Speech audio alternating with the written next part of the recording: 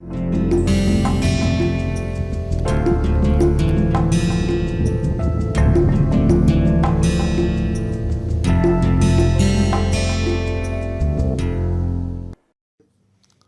and welcome to this lecture on fundamentals of electric drives. In the last lecture, we are discussing about the slip speed control of induction motor. By slip speed, we mean the differential bit between the synchronous speed and the motor speed. So, let us see graphically what is the meaning of slip speed. The slip speed, as we have discussed in the last lecture, is the difference of the synchronous speed, which is omega ms, and the rotor speed, which is omega m. Basically, if we are operating at, let us say, this operating point, speed is omega m, the corresponding speed here is omega m here. Now, if this speed is omega m, the differential speed between the synchronous speed, which is omega ms, and omega m, this is called the slip speed. The slip speed is designated as omega SL, and as we have seen that if we have a constant torque load, this is a constant torque load profile, TL profile, and if we have a constant torque load, it intersects the motor characteristic at 2 points, point A and point B. Now, we can very well see that point A is a stable point and point B is an unstable point here. So, it means corresponding to point B, the operation will be unstable. So, we have to operate at stable equilibrium point, which is A, and that can be ensured by controlling the slip speed. This is what is called the slip speed. Now, we will still have the variable voltage and variable frequency control of induction motor. We will vary the voltage and will vary the frequency, as we have seen in the last lecture, but however, this time we will control the slip speed as well. So, let us discuss the constant volt per hertz control with slip speed control. So, we will be discussing constant volt per hertz control with slip speed regulation. So, we will be regulating the slip speed.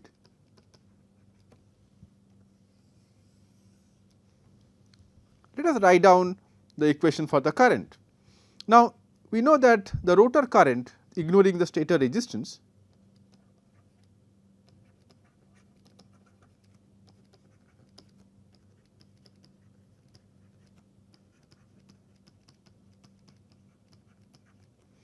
the rotor current IR is given as the voltage, applied voltage, divided by under root RR by S whole square plus XS plus XR prime whole square. So, what we have tried here, we have ignored the stator resistance. So, we have a approximate equivalent circuit, which is shown in the following fashion. So, this is our stator leakage reactance, the rotor leakage reactance, the rotor resistance, which is RR by S, and we have applied a voltage, that is V, per phase voltage, and this is the rotor current seen from the primary side. Now, what we do here, we change both the voltage and frequency by a factor of k. So, the voltage is now replaced by kV, the frequency is replaced by k into f. So, the voltage is changed to k into V and the frequency is changed to k into f. So, that V by f is constant. So, if we replace this by V by kV and f by kf, we get RR prime is equal to kV divided by under root RR square by S whole square. We have the reactances here. The reactances in this case are this. So, this reactance will have the frequency term. So, what we have in this case is that the reactance will be multiplied by this k square xs plus xr prime whole square. Now, what we do here, we divide the numerator and the denominator by k. So, that is equal to V divided by under root RR by Ks square plus Xs plus Xr prime whole square. Now, usually the slip of the machine is quite small. So, we can say that R prime by Ks is much greater than the reactances. So, we can say here that R prime by Ks is much higher than the reactance Xs plus Xr, as slip is small. So, usually we have a small slip. So, since the slip is small, this is quite large. So, if we apply this approximation, what we get here is that is equal to V by R prime into Ks.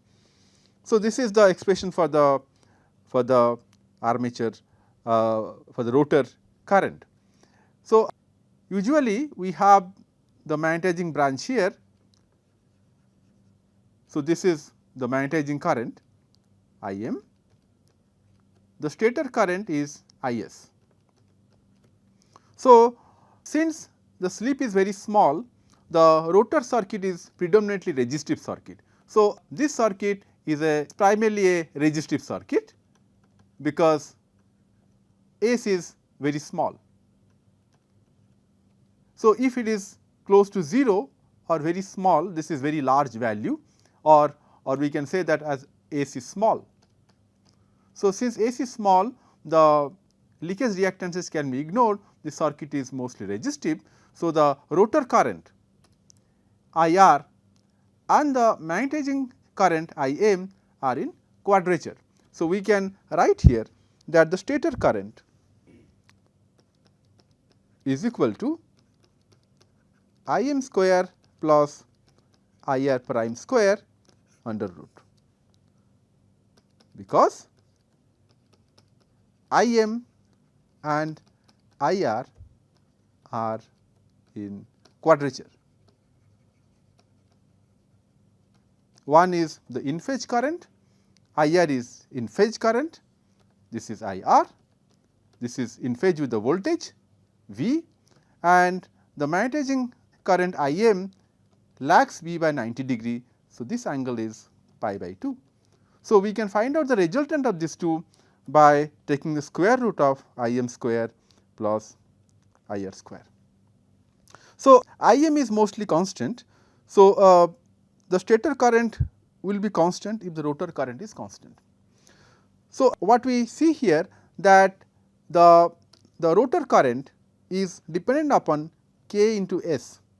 Voltage is constant, V is given here, R prime is the rotor resistance. So, if we can keep Ks constant, IR will be constant. Let us see the expression for the torque. The torque expression is given as 3 by omega ms. Since we are changing the frequency, we have to multiply here a factor of k into IR square into RR by S. So, we will substitute the value of IR square. So, that is equal to 3 by k into omega ms. IR is V square divided by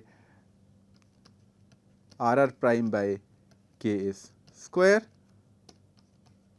into RR by S. So, if we simplify this one, what we get is the following. So, we have this Ks here, So, that is equal to 3 by omega ms into v square by r r prime into k s. Now, here what we get here is that the torque is proportional to k s. So, if we want to keep the torque constant, we have to keep k s constant. So, we had already obtained the value of the current. So, that is equal to a constant into k s. What about the current? The rotor current is equal to again some constant into k s. This you have already seen. This is a constant quantity, and V and R are constant. So, the rotor current is constant into k into s. Similarly, torque is some constant into k into s. So, what is this k into s? So, let us try to see what is this k s. Now, the slip in this case is the synchronous speed, which is k into omega ms minus the rotor speed by the synchronous speed. So, this is the value of s, slip. So, what is this? So, k into omega ms minus omega m is called the slip speed. This is called the slip speed by k into omega ms, because this is the synchronous speed and this one is the rotor speed.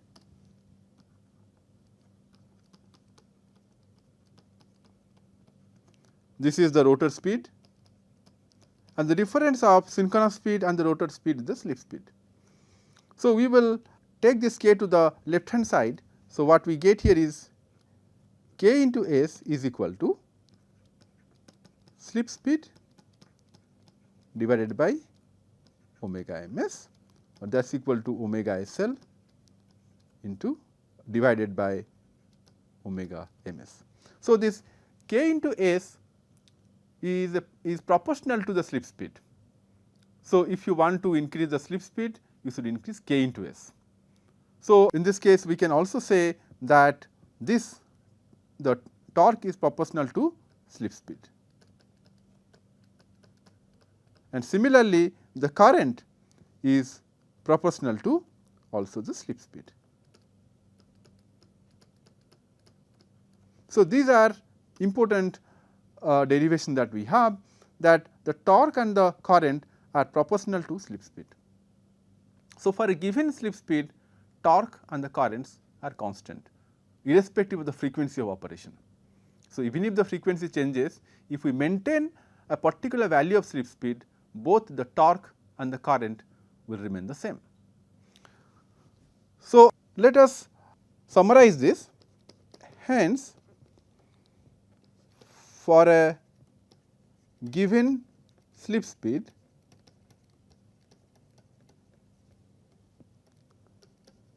the motor torque and motor current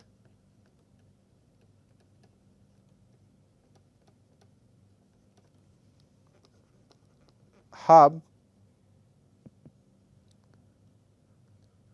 remain constant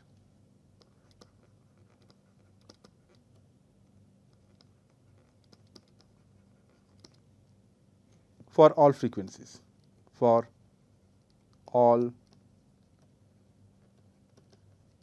frequencies below the rated value, below the rated frequency, because we have a different control after the rated frequency. So, this is the conclusion. Now, what happens beyond the rated frequency?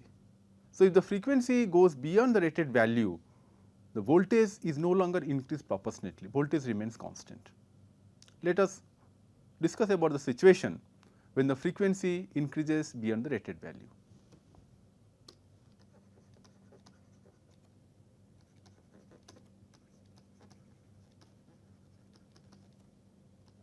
when the frequency increases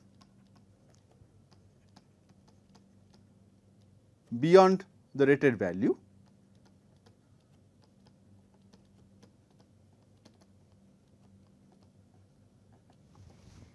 so what we do in that case is,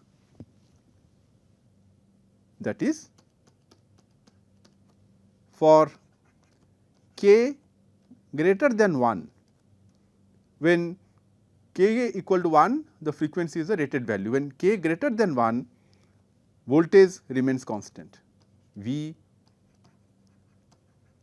remains constant. We do not increase the voltage beyond the rated frequency. So, for k greater than 1, V remains constant.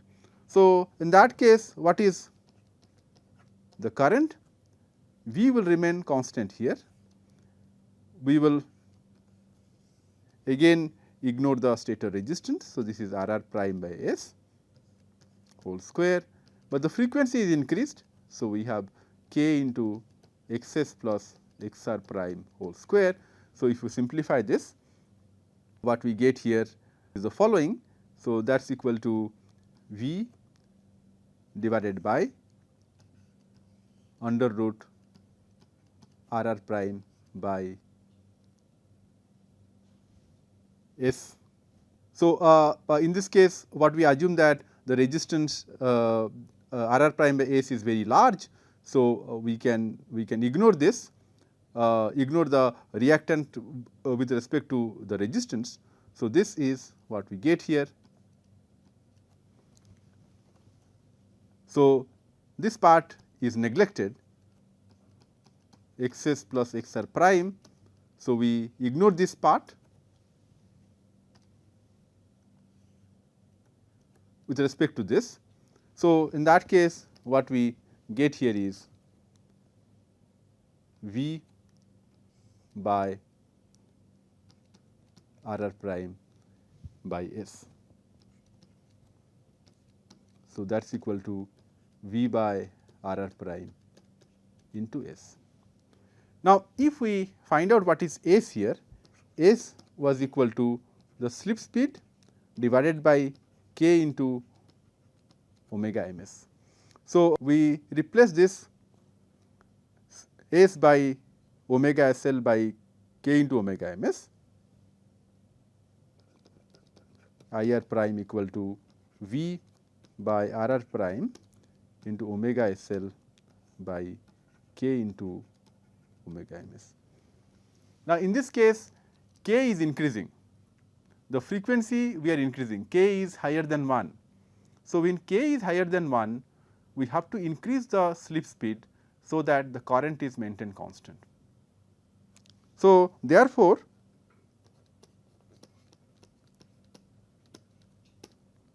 omega s l is increased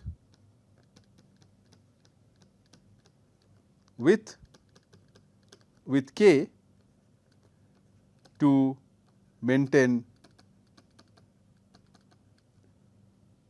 I r constant. Every motor has a rated value of current. Suppose we have a motor which has the rating of 10 amperes. We cannot exceed that rated value of current, lest we should damage the windings. So, the current has to be kept constant at the rated value. So, beyond the rated frequency, when k increases higher than 1, what we have to do is to increase the slip speed with k, so that the current remains constant at the rated value. That is what we are doing here, that when omega s l is increased, we have to increase k to maintain I r constant. Now, what about the torque? Torque is given as 3 by k omega s. The frequency is increased by a factor of k. The voltage is not increased. So, this is V square by R r square into omega s l square by k square into omega m s square into R r by S. So, here we have R r by S. S is again omega SL by k into omega ms. So, that we can replace here k omega ms into v square by RR, and RR will be cancelled. So, we have RR here, and then we have omega SL in the numerator. We have k square here into omega ms square 1 by s. So, 1 by s is k into omega ms by omega SL. So, here we have some cancellation. So, let us see what kind of cancellation we have. We have omega ms gets cancelled with omega ms here, and omega SL will go, we have just 1 omega SL. So, finally, what we get, and also we have 1 k here, and here we have 1 k. So, what we get finally is the following. We get here 3 v square by r r prime into omega SL by k square, and we have omega ms square in this case. So, omega ms square gets here.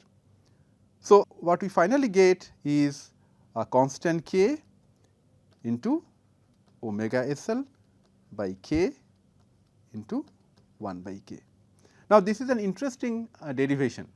So, we are basically keeping this omega SL by k ratio constant. So, this ratio is kept constant to keep the current constant. Now, in this case, if this ratio is kept constant, the torque is inversely proportional to k, k is increasing, and hence beyond the rated frequency k decreases.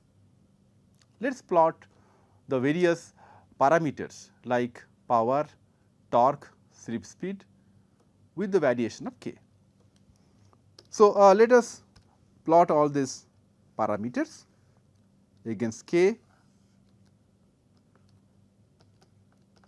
in the x axis. So, k is 1 here, and then we have some value of k may be equal to 2.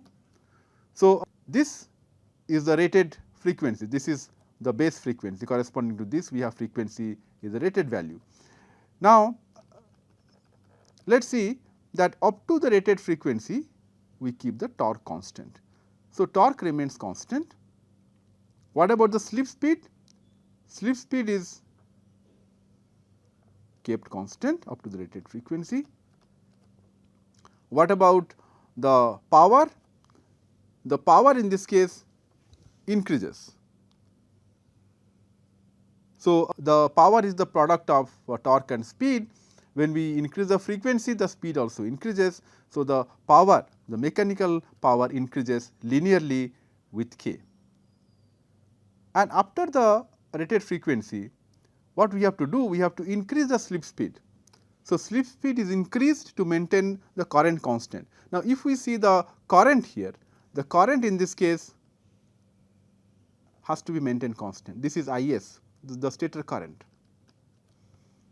And to maintain the current constant, in this case, we have to increase the slip speed with k. So, to maintain the current constant, we have to increase the slip speed is omega SL with k. So, as the frequency or small k is increasing, we have to increase the slip speed to maintain the ratio constant. So, we have to increase the slip speed to maintain the current constant with k. So, we reach still higher speed, which is 2 per unit, and after that we reach the maximum value of slip speed. So, after that the slip speed is maintained constant, and the current, if you maintain the slip speed constant, the current will decrease with k. So, if you increase k and maintain the slip speed constant, the current will decrease. So, the current will decrease beyond 2 because the slip speed remains constant, decreases with k like this. And what about the power? The power here remains constant after the rated frequency, because the power is the product of voltage and current. So, the voltage remains constant, the current remains constant, the power is the product of voltage and current. We assume that the power factor is 1, it is resistive circuit. So, V and I remains constant and hence the power remains constant. The torque decreases, because if you increase the value of k, torque will decrease beyond the rated frequency, and after 2 per unit the power will decrease, torque will decrease further with k square, and the current will also decrease. So, this is a plot for torque, current, Pm and omega SL, which are in the y axis against the per unit frequency, that is k. So, this is how the various parameter changes with per unit frequency k. So, when we are increasing the frequency, initially we have a constant torque region.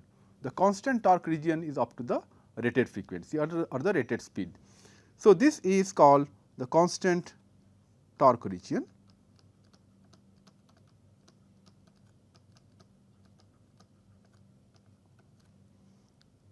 Because the torque remains almost constant. From 1 to 2, we call this to be a constant power region,